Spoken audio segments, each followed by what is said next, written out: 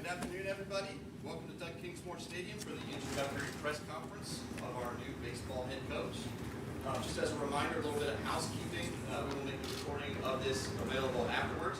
We're going to start with a brief opening statement from each, and then we'll open it up for questions after that. So earlier today, as you know, Board of Trustees Compensation Committee formally approved terms with Coach Erik Bakich to become the head coach of the Clemson baseball program. With us today, Director of Athletics, Graham Neff, as well as Coach Bakich and his family. With that, I'll turn it over to Graham. Thank you, Jeff. Thank you, Jeff. Really, really appreciate everyone coming here today and taking some time this afternoon. Obviously, a very, very special day for Clemson baseball. Those of you that are here in person and virtually on the Zoom. I see current players. I see some former players out around. I see support staff. I see other coaches. I see Coach John Rittman here, our softball coach. He's obviously going to be a great teammate of Coach Bakich. I see a former head coach here that you all may recognize, Coach Leggett. Really, really appreciate you being here. It's really special. Really means a lot. As you can tell from the media turnout, Clemson baseball is a big deal. It's a big deal. The standing room only aspect of this crowd really speaks to that. And for us to have this special day and announce Coach Bakich as our head coach is really, really incredible. Really want to thank you to the Board of Trustees, President Clements, who've been incredibly engaged in this process. We said from the very beginning that we think Clemson baseball is a top 15 job, and their commitment throughout and support of the program now and into the future for Coach Bakich really, really speaks to that. Extreme interest in this position. It really speaks to the special place and special program that Clemson baseball is. During the search process, some of the things we looked for included an established head coach with demonstrated success at a big-time program, the ability to recruit and develop ball players, a coach of integrity that will invest in the Clemson community and who will connect with the proud lineage and tradition of Clemson baseball. We feel like we didn't have to compromise on all that, and it all fell into place with Coach Bakich. We got an absolute superstar with Erik and his wife Jiffy. And to Colt, Bo, and Tempe, welcome to the Clemson family. Clemson baseball got better today, and we're so glad you're here. So with that, I'd like to formally introduce the next leader of Clemson baseball, Coach Erik Bakich.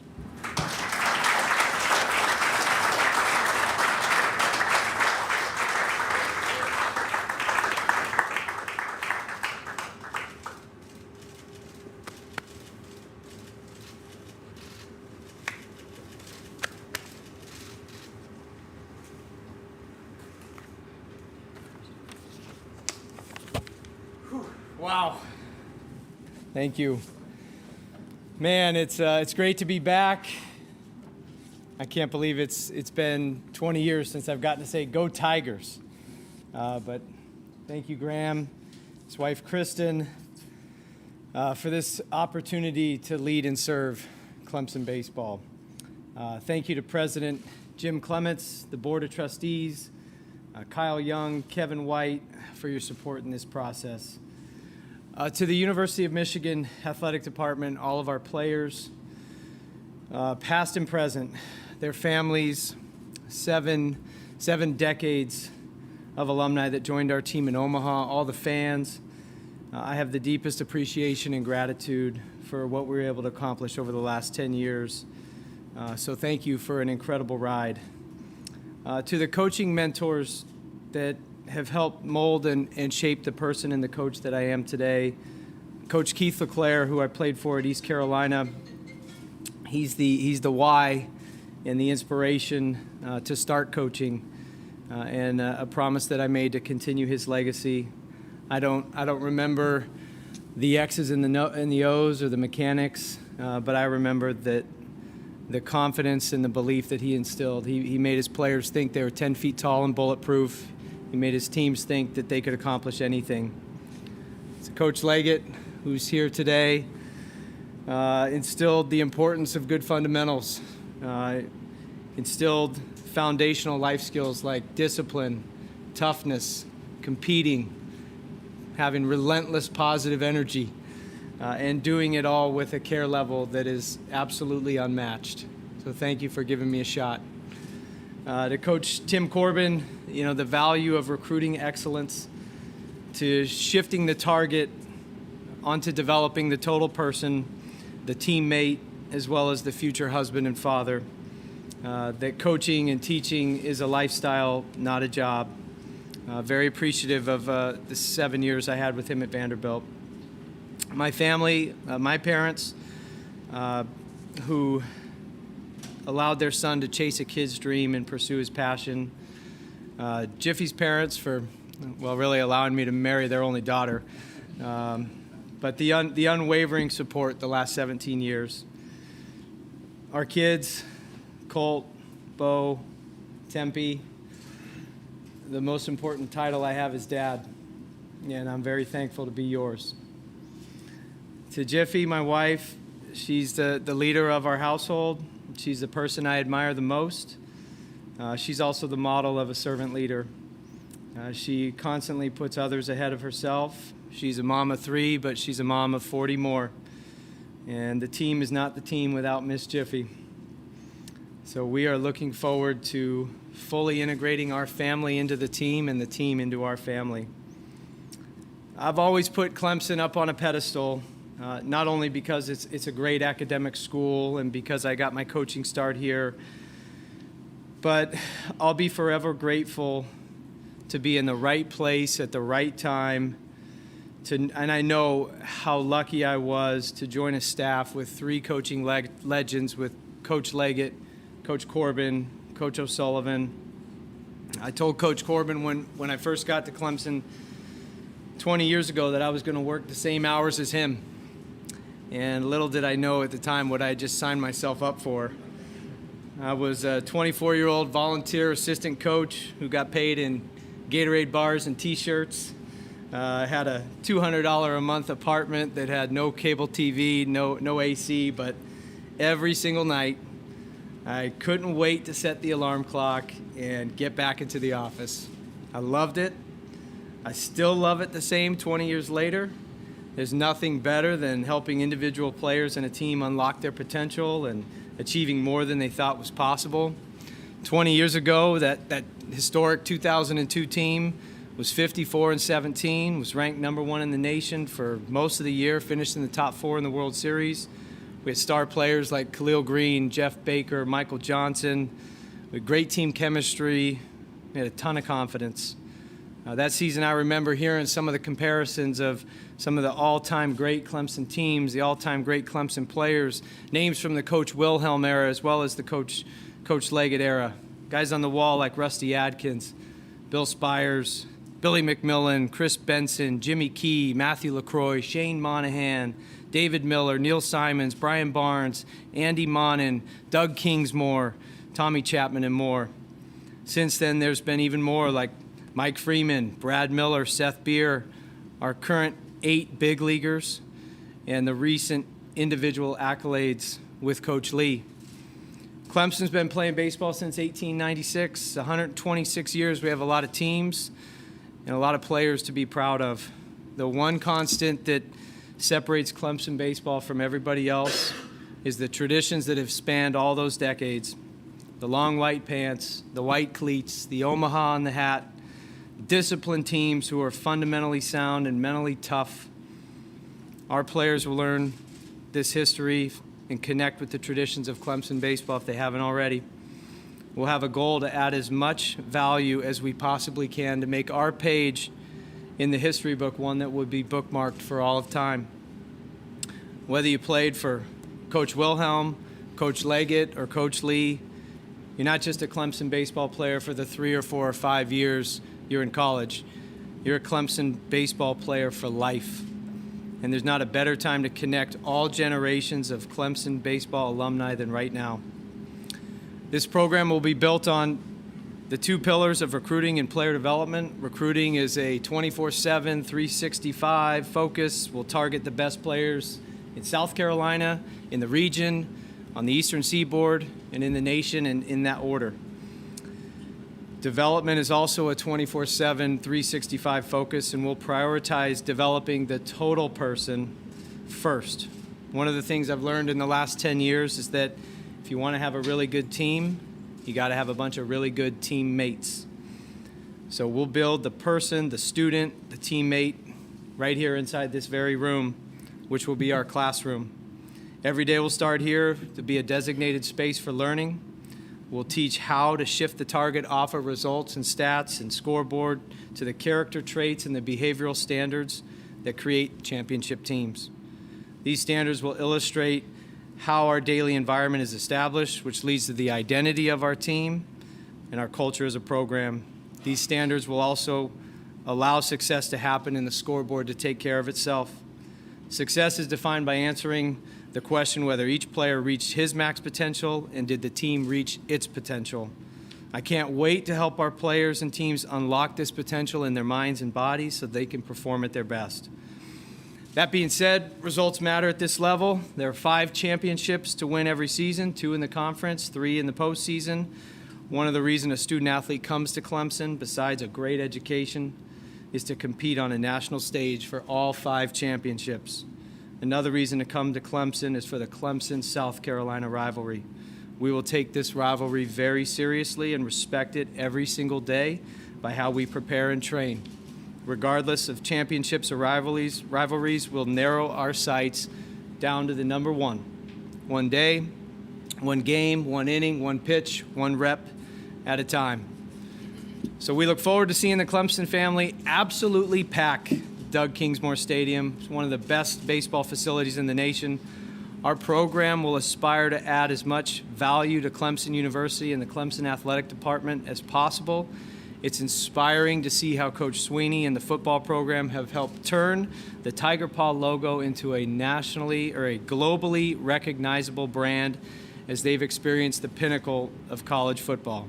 It was also great to see Coach Noonan and the soccer team win a national championship last season, as well as seeing Coach Rittman and the softball program's ascension in such a short time. Clemson baseball will have the highest goals and expectations. I'm proud to be a branch of the Jack Leggett coaching tree, and it's a privilege to serve as the baseball coach at Clemson.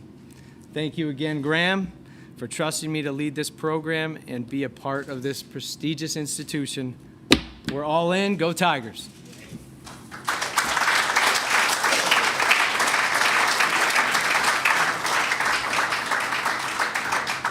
Great. We're hanging here. With that, we'll open it up to questions for Graham or Coach Bakich. Okay, Graham, this is David Hood with TigerNet. When you first started this search, was he kind of one of those guys that you set out right away? This is a guy that I want to talk to. Thanks, David. Had Erik led with that in our first interview, we would have wrapped this up a couple weeks ago, probably. Absolutely. Erik's been top of our list or in the proverbial list of the right-hand drawer for certainly these past couple weeks, but if I'm being real honest, many years. Obviously with his ties here and the success that he's achieved, certainly at Vanderbilt, Maryland, and then Michigan reaching the pinnacle with Omaha. So absolutely was an early target, and just as we spent time over the past few weeks of a search, and Coach was obviously still playing for a while there, just remained really consistent. The thing I'll say too about Coach Bakich, he made it very clear he wanted this job right away. He wanted to be the head coach at Clemson and be the head baseball coach at Clemson, and so that made it very inspiring about his desire to be here, and therefore our pursuit of him matched that. Erik, Will Vandervoort, Clemson SI. Just curious, when you saw the phone call come in, Graham's calling you, what was your level of excitement? Were you kind of decided to kind of maybe get this opportunity? It was level 10, for sure. Yep. I've always put Clemson up on the pedestal.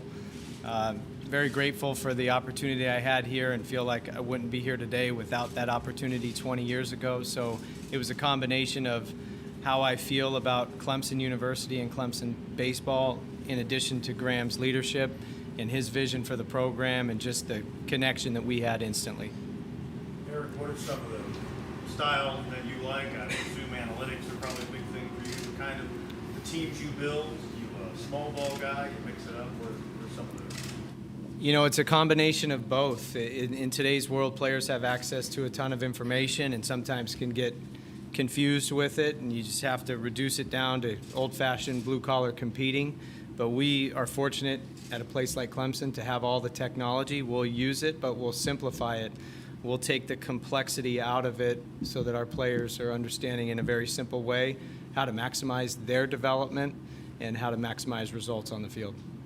Welcome back, Coach. I'm Mitchell Summers with Fox Carolina. Now, Graham was saying the expectations he has for this program, a top 15 program consistently in regionals, making deep pushes. Do the expectations at all intimidate you? Absolutely not. I love it. I see that as a great challenge. I look at 2010, the program was in Omaha. Coach Lee's first 3 years, we were hosting regionals. I just don't see any reason why Clemson baseball can't compete for national championships, trips to Omaha, ACC championships, and host the postseason right here at Doug Kingsmore Stadium. Erik, why do you feel like now was the right time to come back here? What was kind of the decision-making process like for you over the past couple of years? Well, timing is everything, and the opportunity presented itself. And again, my love and affinity for Clemson University and Clemson baseball, it's where I started, so it's my first job, and I feel very grateful and fortunate to have gotten so lucky 20 years ago that I would have always been interested in this and jumped on the opportunity when it presented itself. I guess, Erik, how difficult was it leaving Michigan? Obviously, you built something there over 10 years. I mean, what do you tell your players? How difficult was it? It's the one thing. Well, I told him I loved him, and the one thing I told him is that relationships transcend geography and location. And just because I'm in a different state and maybe wearing a different logo, it doesn't mean I don't love them any less, and I won't continue to be in their lives. I'll always be a coach and a mentor to them, and just because I'm not there doesn't mean that I'm not with them or not speaking to them or not involved with them. And I told them all. I hope to be at all their weddings someday, and continue to maintain a very strong relationship. That's the hardest part of leaving, is the players that you are leaving and the relationships that you have. So it's important to me to continue those. Graham, you mentioned having Coach Leggett here and now having Coach Bakich, tying all of that together. Was that important to you? Do you really want to kind of bring back some thoughts and ideas and just some focus of what it was like years ago? Yeah, Brad, thanks. And it is really, really telling and appreciative for Coach Leggett for 7 to be here. Erik's the fourth coach for Clemson baseball in 56 years, and so that legacy from Coach Wilhelm, Coach Leggett, Coach Lee, which was a successful championship-winning era as well, and now with Coach Bakich, the stitching together of that tradition from the head coaching chair, but also all the players, and in talking with all of our coaches, Coach Lee, Coach Leggett, for them and their era and their time, absolutely a lot of achievement, but it's the players. And so for our alums that are here and former players, that stitching together was really important just for the health of Clemson baseball, and Erik's unique time here and relationships really speak to that. Erik, the ACC is a much different place even from your time at Maryland. Kind of as you step back and talk about the job, knowing what you've just gone through battling the Big Ten, what this league is like now, how does it change when you approach things now in this job? I think everything is elevated, and a heightened awareness towards just recruiting the very best of the best, developing in the very best way possible. I mean, everyone is good in this league. There are no weak teams in this league, and so on any given weekend, it doesn't matter what the rosters say on paper. It's who plays the best. So it's going to be really important to prepare and train in a way that we're able to put a very, very competitive winning product on the field. Hey Coach, Amanda Poole with Watchbox out of Columbia. It's nice to meet you. I was wondering how will your approach to this position differ, if at all, to other positions, knowing that you're stepping into the shoes of somebody who meant so much to the Clemson family? Yeah, great question. I don't know if my approach will change in terms of putting the target on developing the total person. It's important that this very room right here, I believe that developing the person, the teammate, the future husband, the future father, the future community leader, there's a trickle-down effect that leads to the results on the field. So I would be unwavering in that process of how important the classroom time is. And then on the field, the results won't be any different, or the approach won't be any different either. We'll look to put together the best team in the country that we can possibly field. And in 126 years of Clemson baseball history, we are yet to win a national championship. And I don't see any reason why we can't have that lofty goal year in and year out. And that's what we'll be striving for. That's how we'll be recruiting, and that's how we'll be developing. Coach, I know the ink isn't quite dry on the contract, but do you have an idea of how you want your staff to shake out and who you want to bring along and use here? Yeah, I'm going to be asking one of our assistants at Michigan, Nick Schnabel. So I'll be talking with him. We'll be going through a process of interviewing pitching coaches. I'm evaluating the support staff positions as well. But I won't rush that, and I'll be very thorough in that process to make sure we have the very best coaches and support staff for our Clemson team. Do you have an idea about Coach Leggett? Is he welcome around the program? How will you use him? Because he's obviously a great resource. He's an unbelievable resource, and he's a great friend, and he's a great mentor, and he's been a great mentor ever since I worked for him 20 years ago. And my answer to that is we have to have Coach Leggett involved in this program and around our players, and the energy that he brings, and whatever capacity that is and whatever title that is, I don't know, but I just know the program will be better with his energy involved. Coach, can you take us back through 20 years ago and give us a little insight about what your life was like at that point? Sure. Well,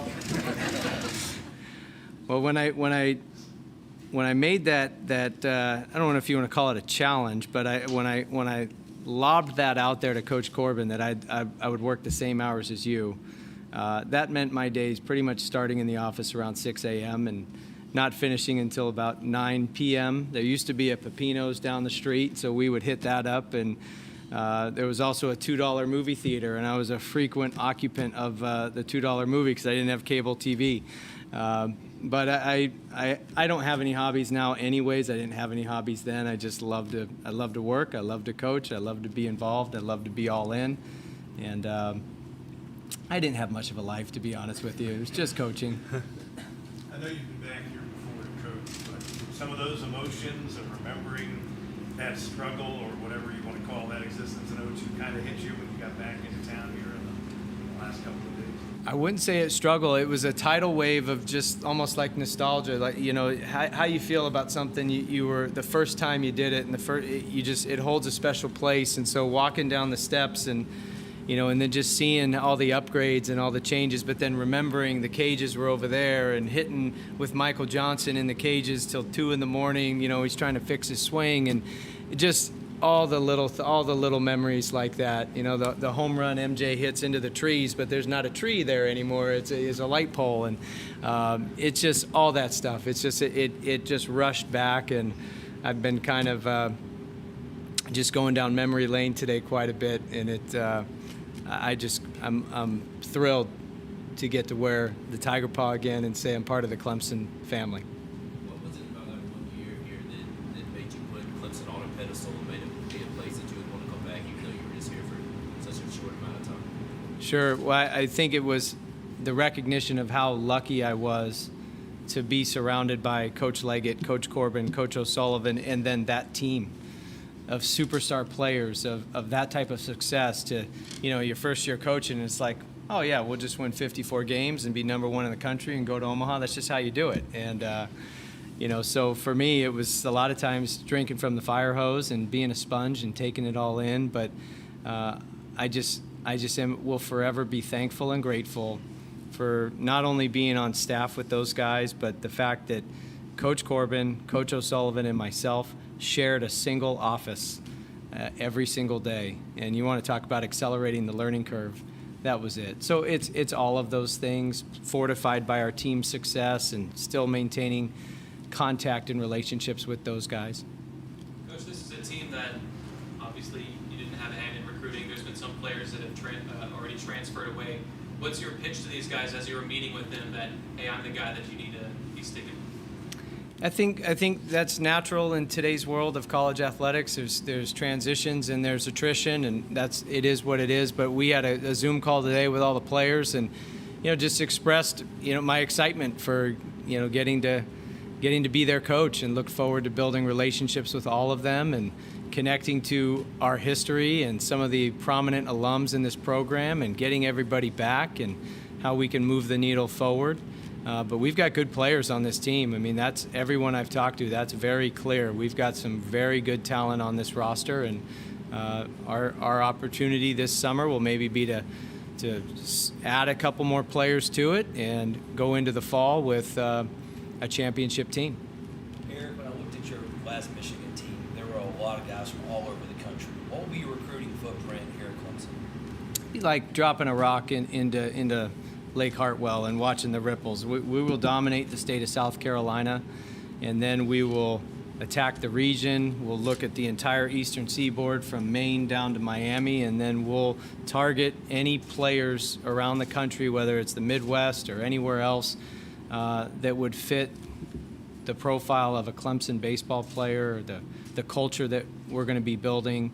But it'll start with the state of South Carolina and move out from there.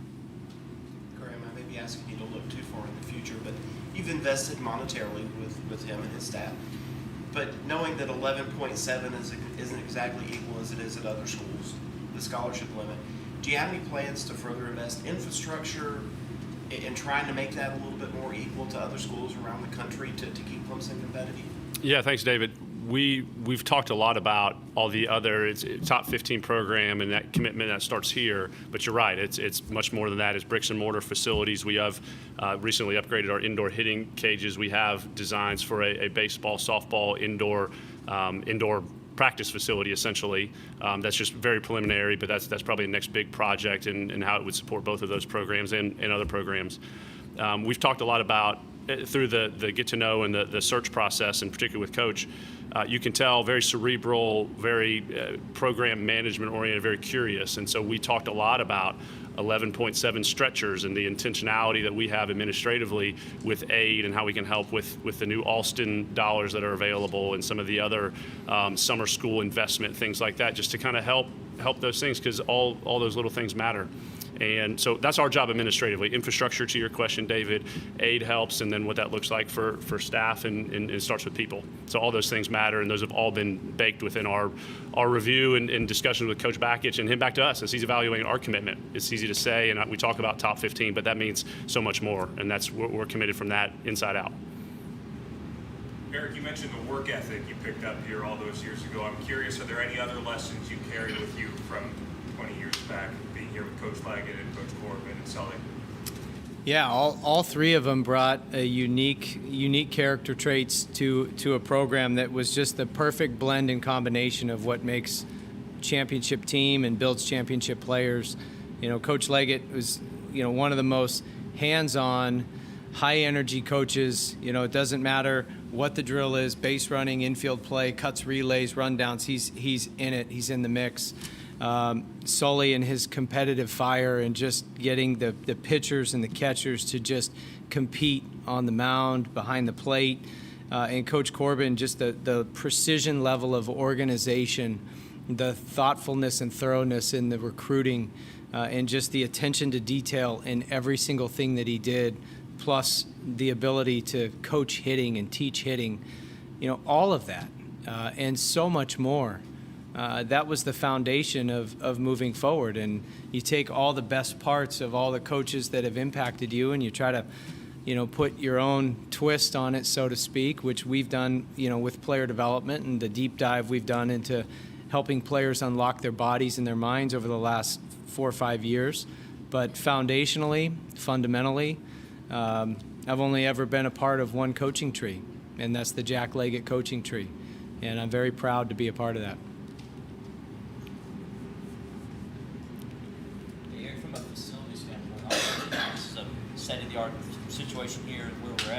But are there any other things maybe you talked to Graham about that maybe you'd like to see the program kind of get better at and improve from a facility standpoint? Not at first look. I've been blown away. I mean, we'll probably do a walkthrough and a needs assessment, and maybe a fold-over desk where you're sitting right there, so our players can take notes. But other than that, this is darn near perfect, and I think it's a cathedral. It's spectacular. Coach, did you already have the orange tie, or have you needed to add all these things? Jiffy has been spending a lot over the last week, but this is a new addition. I did have one orange tie for a fundraiser that we did this past April for a pediatric cancer event. So I did have one orange thing in the closet, but no, we got some new stuff this week. Eric, what are you going to be looking for in a new pitching coach? What am I looking for in a new pitching coach? Somebody who can bring the simplicity to what seems like a very advanced way of teaching pitching these days. It's one thing to teach throwing; it's another thing to teach pitching, and you see a lot of that line being blended. And throwing is not necessarily pitching, and developing your stuff is great, and it's important to develop velocity and movement, but you also have to command the baseball and throw it where you want to, and that location component is not only in games but in bullpens and catch play. And then there's a whole controlling the game component where it's important to pitch with quick tempo. It's important to be quick to the plate. It's important to field your position. So all of those things, plus being ultra competitive on the mound. When all else fails, that me versus you mentality, and I'm just going to get the dude out. So those things. Anything else?